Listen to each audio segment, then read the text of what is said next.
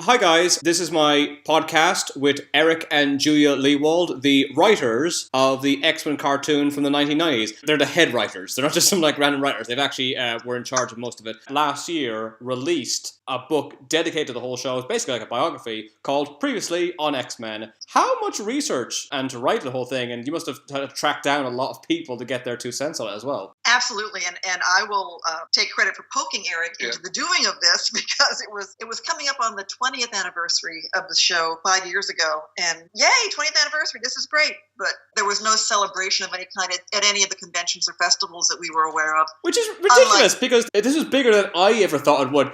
Justin Trudeau from Canada bought a copy and everything. Thank you. So I was, saying, well, Eric, we have most of the materials, literally in boxes in the room above our garage because back. I actually filed. Thank goodness, had a friend help us file all 76 episodes, the scripts, the storyboards, the notes from between the executives about what they wanted out or what the various drafts. Yeah, so we had all that material. It took about 2.5 years when I started. I interviewed 36 people. It was hard finding some of them. Storm is in Barbados. Most of the cast is in Toronto because that's where they're recorded.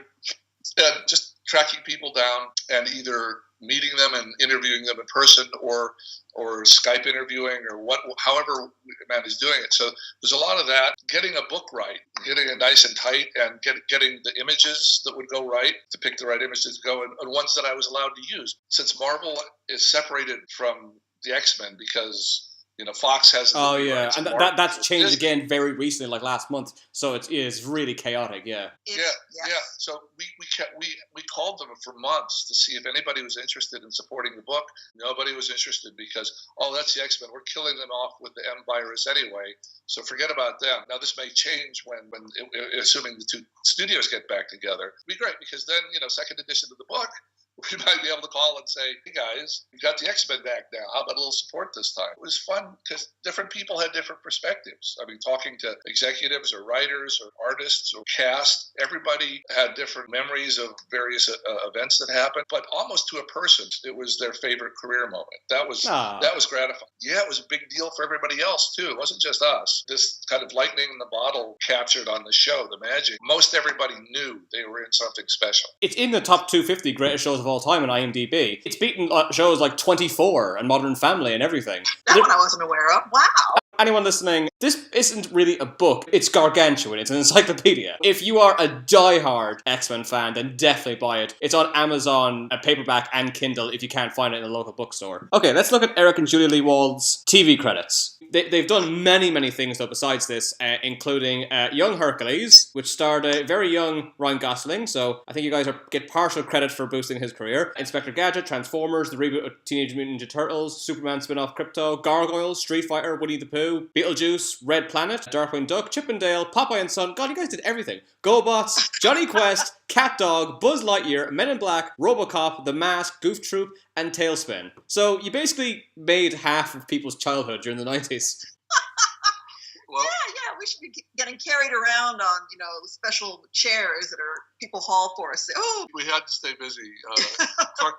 Cartoons don't pay quite as much as live action does. So the more the merrier. And you've got a mortgage and you've got kids, and it was a great time. Yeah. We got more work than we could handle for about 15 years straight there, and it continues to be a lot. For which we are eternally grateful. It's a fun career. I suppose that should be my first question. Do you guys see yourself, or do other people see you guys as the X-Men writers? Not everyone's into X-Men, and they might be absolutely love Darkwing Duck, and they see you as that guy. So, well, as far as shows go, Eric was the one who was head writer, developer, television guy for X-Men the animated series specifically, and he and I have gone on to story editor, run other shows and such. But as far as sort of people say, "Oh, you did that," X-Men seems to be the big one, just because it created such a fervent fan base for the X-Men that were out there. And it depends what show grabbed the person. If Chip and Dale was their favorite show, I raise my hand up and say, Julia wrote 14 of them. She was more than anybody at Disney. And she even came in the middle of the show. So it seems like X-Men grabbed more people than just about any show we know of or have been involved with. So each worked on about 40 different series, and that was the one that the entire world knows. But if you want to be famous, don't be a writer.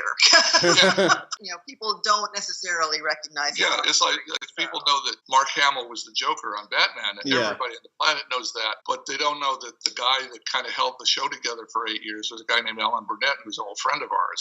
Oh, wow. He was the supervisor at Warner Brothers. Paul Dini and Bruce Timm, in effect. Yeah, I was going to say Paul Dini. He did the writing as well for the video games as well. They have found an audience, and the fact that they continue to make Batman animated shows have for the last 25 years, whereas X-Men, we had our run, and there have been a couple small attempts since then. But one of the things about in our book, previously in X-Men, making of the show that just came out, dozens of people involved. If one or two of them had been someone different, the show would have not succeeded, wouldn't have been what we all remember and all enjoy. Yeah, I just wanted to know if you guys want to talk about Pilot, which many people didn't know existed until about 10 years ago, prior to the X-Men. It's hard to imagine now, but by the mid-'80s, there had been no Marvel movies, period. Live action, animated, or anything. I think there was a Japanese Spider-Man where he jumps into a leopard robot or something like that.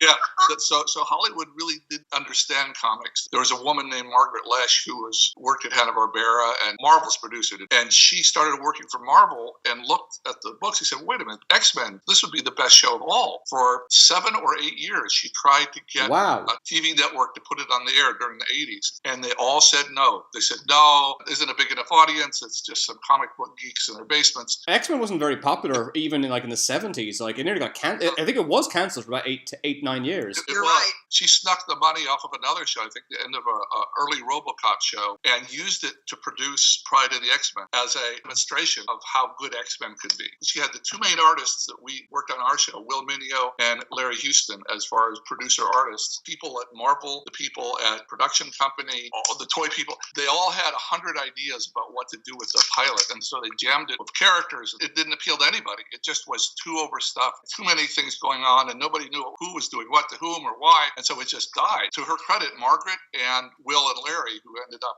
working with us for the successful show, were frustrated and said, oh my God, we had our one chance to get X-Men on the screen. It didn't work. We let these other people make us do it not the way we wanted to. February 92, we got the chance to do it. Larry and Margaret and Will, all these people that had been involved in the failed project, just were going to put their foot down and say, we're going to do it right this time. I don't care who is giving us advice or who's saying we need to change the show. There were people that did during, merchandisers, Stan Lee, other people were suggesting that the show be very different. Everybody stood their ground and said no. Failure of the Kitty Pryde pilot really set the groundwork for our show succeeding. I remember Stan Lee said in an interview, when he heard the way you guys wanted to do it, he said you guys found more in-depth stuff with the material than even he ever considered. Which just shows that more people gravitated towards this than even the guy who created it thought they would. One thing we always approached this was these characters, we call them superheroes, but what they are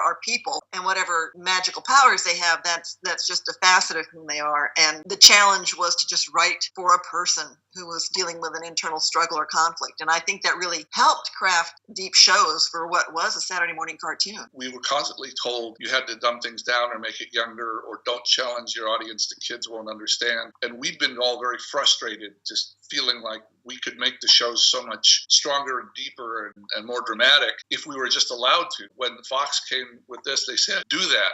Not only do that, push it. You had this group of writers who was just jumping up and down with excitement because A, it was a good comic book, and B, they were telling us to write it as adult and sophisticated as we possibly could within legal bounds of children's television. That was the gift that set us all to doing the work we did. The funny thing is, I actually had that same mentality the studio had many years ago. Comics are for kids or for idiots. And then I read I didn't read a comics until I was about 19 or 20. Yeah. They say you always remember your first issue. Mine was Uncanny X-Men 98. It's about 3 issues before Phoenix appears. And I was reading it, there was a lot of talk about Storm and how this is twofold for her, segregated for being black and for being a mutant. I was like, oh, they're actually getting to really in-depth stuff, and that's what got me really into it. I remember as well, Stan Lee said the studio didn't like the whole idea of there's going to be like a love triangle with Jean Grey, Cyclops, and Wolverine. They're like, kids aren't going to care about stuff like that. They just want lasers and robots, and you guys pushed it, saying, no, they need to be people first, superhero second. We always sort of approached it that we were writing hour-long live-action drama that happened to be half-hour cartoon. In this particular show with these particular characters, you had that opportunity, the chance to tell some fairly profound, moving stories, and still have bright, shiny things blow up, but still be true to a story. The minority of people that were around us that want, like, say, advertisers, merchandisers, TV owners in smaller markets, that were at first very afraid of the idea of a more adult cartoon. Margaret Lesh had just been made the president of Small Network's kids division, and she just stood firm and said, no, these are going to be adult stories because that's what we want to tell. It actually came down to her telling her boss. The boss said, I don't get this show. Why are you doing this? But I'll let you try it. Your job will be on the line. In other words, I'll let you have this money. I'll let you have this time slot. We'll give it a season. And if it doesn't perform like you tell us, A, it's going off the air, and B, you're gone. And she said, absolutely. I believe in it so much. That's not a problem. There was that kind of passion behind it. This show was so much more influential than I think anyone thought, because this show actually changed the comics. One of the most famous stories of the 90s ever in X-Men is the Age of Apocalypse. Someone goes back in time, kills the Professor, the X-Men never form, Apocalypse takes over the world. And people think you guys copied that, but this comic copied you, because you did that first, and then they did it. And that's still going. They have another spin-off of it last year. The original 90s comic was like 2,000 pages long. But it's just amazing to show that one of the most influential 90s comics ever came from the show directly. And that's very gratifying to hear that, because when we were writing these things, it was back in the early 90s when technology was a lot more primitive, and we never really had a chance to communicate back and forth with the Marvel comic writers because they were in New York and we were in Los Angeles. So we weren't able to hybridize as much as we wanted to. Yeah, we were 3,000 miles away, and we did appreciate, had 25 years of marvelous stories, which we took bits from when we could. There were only 2 or 3 times we actually adapted it directly, like the Phoenix Saga. Yeah, that was the most obvious example, I think. Yeah. Days of Future Past. Or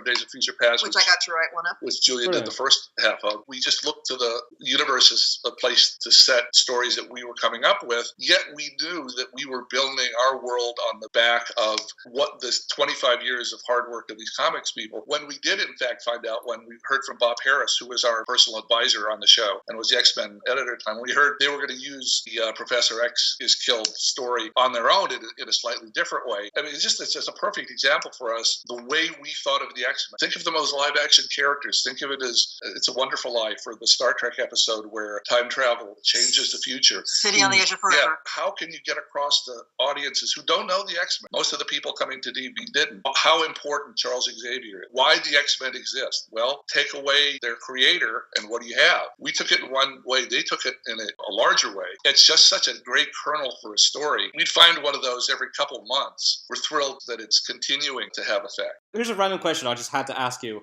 How did you guys meet? At the office. There you go. Yes. Because obviously you're married and you both worked on the X-Men and you worked on probably like 10 shows together, which is, it must be amazing to work with a husband and wife together. That's really cool. We're incredibly fortunate. I'd gotten my very first writing job, which is what all I ever wanted to do with my life, and it was at Disney TV Animation. Once they cracked open a door and let me come in and be a writer there at Disney TV Animation, they would not have been able to get me out of there. So I'm in there having the time of my life, and there's a writer in the office next door, and the guy in the office next door is me. Office romance. Can't do this. No, it's my dream job. I don't want to screw anything up. We can't do this. And here we are married. Yeah. We both had a passion for what we were doing, and we were doing what we loved to do when we met each other, which I think doesn't hurt. And we continue to do what we love to do. The nice part is you hear about all these millions of relationships that founder because the guy comes back from the office and's had a miserable day and can't really explain to the significant other, to the spouse, what they've just been through, what kind of nasty politics they've just suffered. We absolutely had empathy for each other from day one as far as our work goes. It makes for serious understanding between spouses. And let me also say we were co-workers. We were able to have that relationship because we were co-workers. There was no boss underling. Yeah, there wasn't something weird like she was writing for me and we were just both simply writers there, and so that worked out fine. It's funny, you just get into your cocoons when you're writing, and even though we're desks are 6 feet away from each other, it's not like we're spending the day together. We don't break for lunch, which is our big treat. We really don't talk that much because we're both just laser focused on whatever it is we're trying to get done at that point. It is kind of nice though that if you get frustrated, the other person can relate, because if you explain the politics of comics to your friends, it might be quite difficult for them to understand. Like, I remember when Hugh Jackman auditioned for X-Men, his wife read the script, and she was like, schnicked, his claws come out, this is the dumbest thing I've ever read. What the hell are you talking about? Just didn't get it. Luckily, she reconsidered. Yeah. Is there stories that you guys wanted to do from the comics, but you just didn't get the chance, or they said no, or you couldn't figure out the right tone or anything like that? Well, here's a deep dark secret Go on. that not everyone ended up writing for X-Men, and I'm going to include myself here, knew the book's chapter and verse. Yeah, that was something I was meaning to ask you earlier, is that, I didn't know how much research you guys did beforehand, because I know the guys who made the Spider-Man cartoon, they didn't know what Spider-Man, how he got his powers, and they were writing the scripts in a day sometimes. Yeah, people will make business decisions. Okay, do this series, and you're starting a month or two late. It means everybody has to just accelerate their research. We had a group of people, the people on the art side, Will Mineo, the designer and producer, and Larry Houston, the producer-director. They were dyed-in-the-wool Marvel people. Larry probably had read every X-Men book twice. And all those great cameo Easter eggs you see. He stuck all those beautiful things in. But on the writing side, when I got called the night before, I'm supposed to be Stanley and Haim Saban, I'm told, oh, we've got a new job for you, Eric. There's a meeting in the morning, and you're going to be in charge of the X-Men show. And I said, that's a Marvel book, right? Because I read some comics when I was younger, but it wasn't one of the ones I'd read, so I didn't know I couldn't have named one. If it makes you feel better, I once told my mum I'm going to see James Bond, and she said, oh, is that the new Harry Potter film? I was like, Matt, that was around when you were young. Yeah, so there were writers that worked for me that had stories they were dying to tell because they were such passionate X-Men fans. Sometimes that overdid it. The guy would be so excited he would put 30 or 40 characters with all their powers active in this one story, and I think, calm down. I read about them. I read about there was a wonderful book called Marvel Universe that was, in effect, an encyclopedia of the history. Yeah. And so that's how I learned reading 100 of the back issues. The ones that we adapted directly, like Days of Future Past and The Two Phoenixes, I read all of those and helped set the structure. I think it was about season 4, maybe season 5. It was the ultimate story with Apocalypse through space and time. This was meant to be the finale of the show, I believe. Then they said, no, it's too successful, we didn't do another season, but then something went wrong, you ran out of money or something? Well, that's pretty much got it.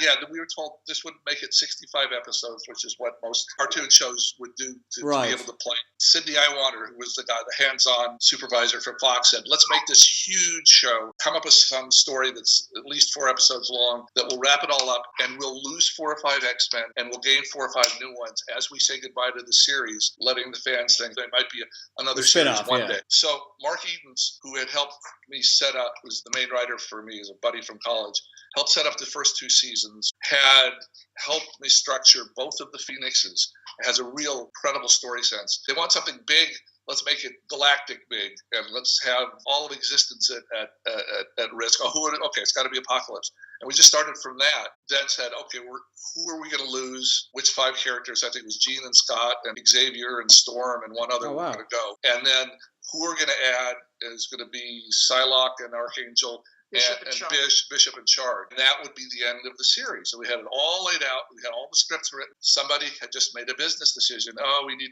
11 more episodes. Sorry, we can't have all these people leave, and we can't have all these new people show up.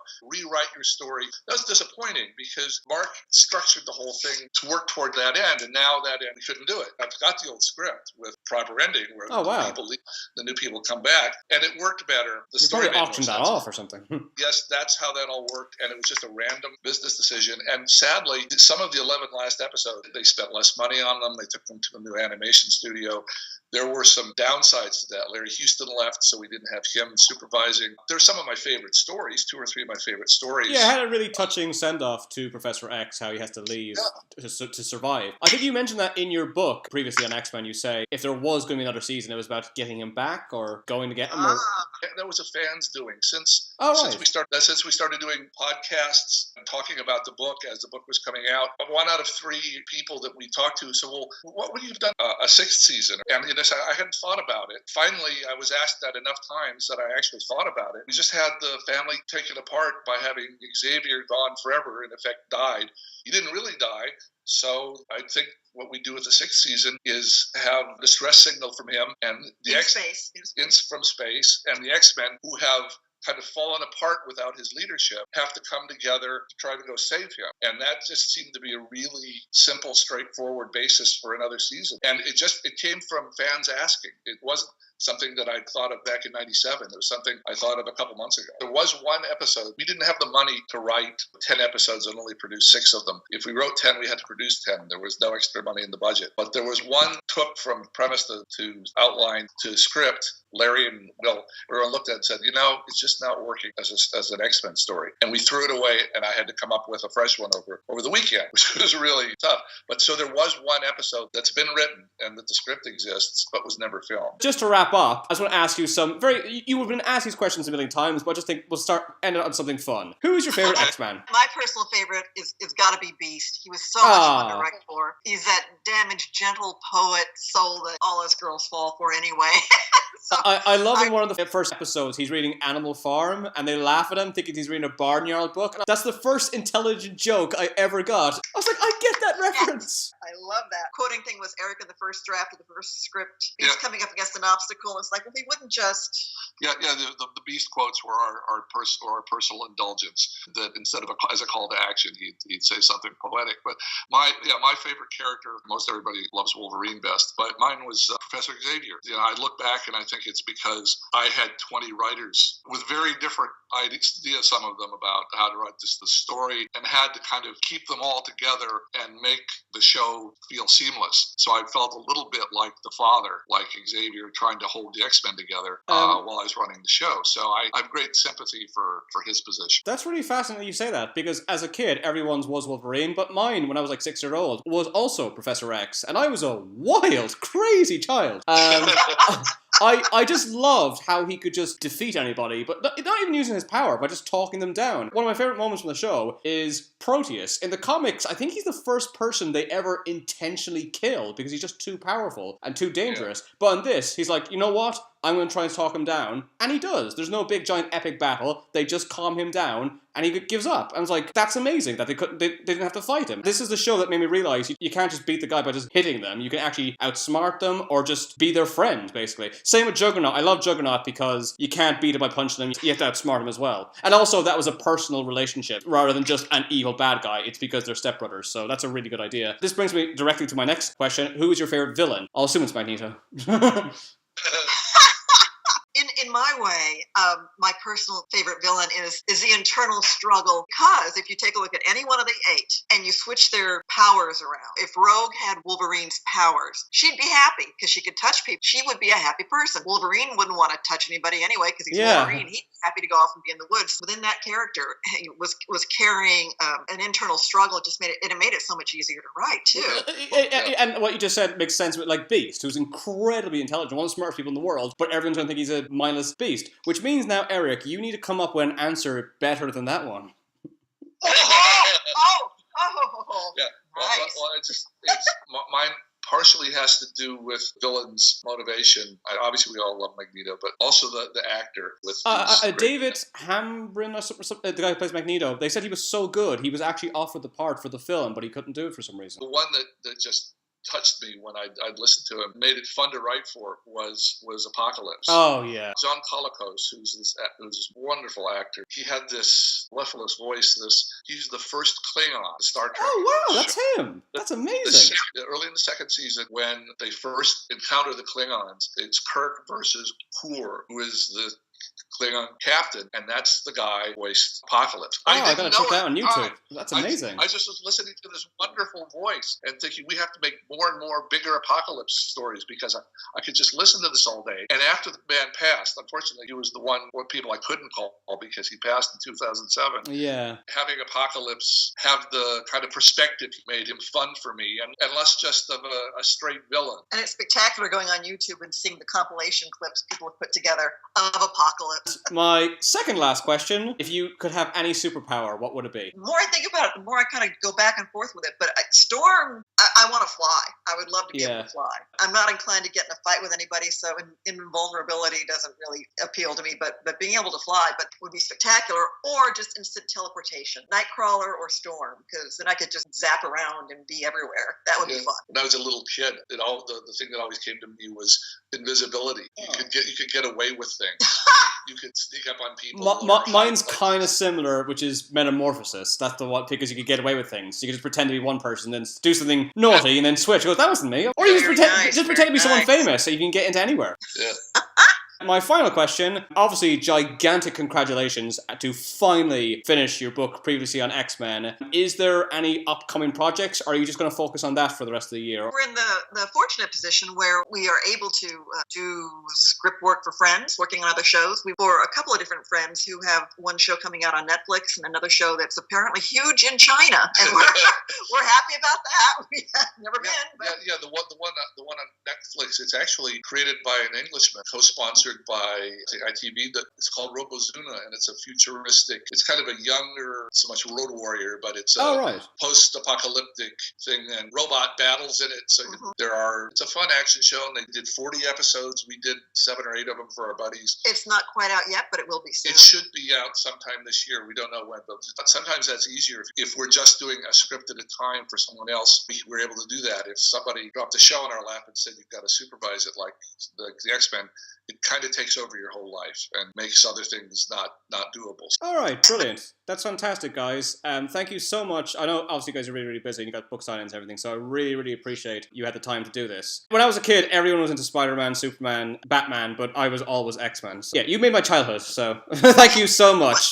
Let me just make one more point, because Eric's heard this 1,000 times. Oh, but I'm of the opinion that prior to X-Men the Animated Series, you had the whole comic book universe of the X-Men. And now here in the year 2018, you've got the $1 billion film franchise. But I will take it to the bank that without X-Men the Animated Series, that wouldn't have happened. It's the bridge between the comic book world and then the $1 billion film franchise that came after. I truly believe that. There's so many people that were in the X-Men film, especially Ian McKellen, that said, I couldn't care less. Even as a child, I never cared about superhero stuff. But then obviously he read it and he could relate to it and go, this is not just silly stories. He's playing a Holocaust survivor. In fact, your show, I could be wrong, it might be the first mainstream cartoon to talk about the Holocaust throughout. But it's done at the same time, so 6-year-olds can perfectly enjoy this just as much. And I rewatched it a few years ago, and it's aged really, really well. So and the other thing that you have film noir, you have mystery movies, you have musical comedies. The whole genre of superhero didn't exist until in the last 20 years. You had like a Batman or a Superman film once every few decades, practically. We're going into subgenres. Like Captain America 2 was a spy movie as well as a superhero movie, and The New Mutants is going to be the first horror superhero movie. It just keeps evolving, like mutants. I think that's see what I did there? I think that's a good way to wrap it up. So, yeah, thank you guys so much anyway. If you're listening, yeah, definitely check out their book in Barnes & Noble or any of the retailers or Amazon if you can't find it. They're all there. Okay, guys, thanks again. All the best to you guys. Thank you. No worries. Bye-bye. Bye-bye.